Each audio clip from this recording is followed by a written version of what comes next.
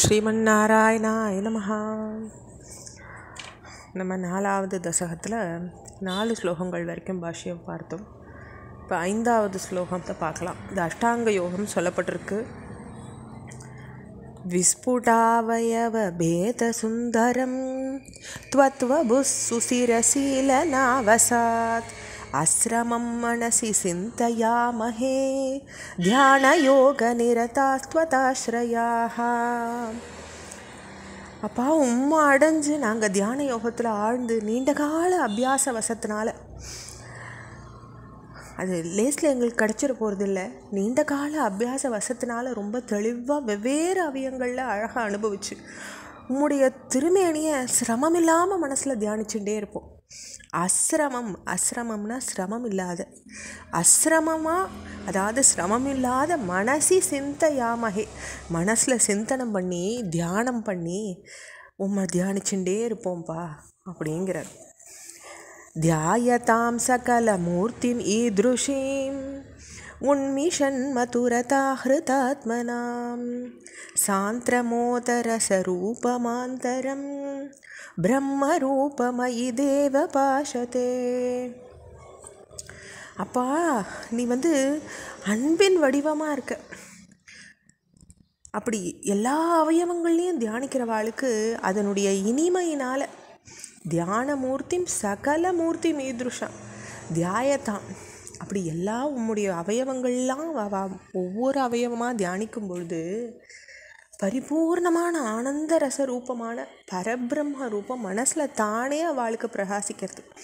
சாந்திரமோத ரசரூபமாந்தரம் பிரம்ம ரூபமயி தேவ பாஷத்தே.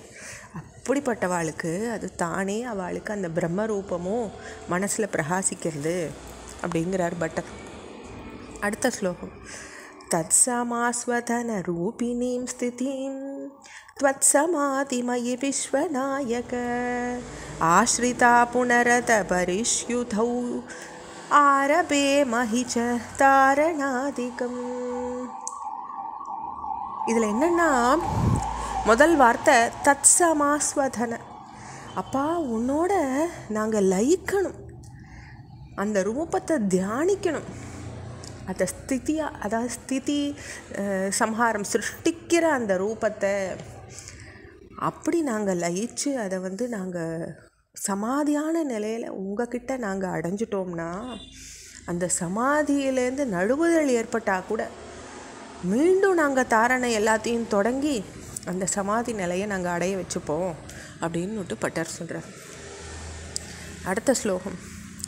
இத்தம் அபியசன நிருபரோல்லசத் த்வத்பராத்ம சுக கல்பிதோத்சவாஹ முக்த பக்த குல மௌலிதாம் கதாஹ சஞ்சரேம சுக நாரதாதிவத். அப்பா, இப்படி அபியாசனை பண்ணுறதுனால உங்களுடைய பரபிரம்ம ஸ்வரூபமான உற்சவத்தில் திளைக்கிறவாளாக நாங்கள் ஆறோம். எப்படி? இத்தம் அபியாசனை, இந்த அபியாசனத்தை நாங்கள் பண்ணுறதுனால பராத்ம சுக கல்பிதோத்சவா, நாங்கள் என்ன பண்ண போகிறோம், அந்த உற்சவத்தில் திளைக்க போகிறோம்.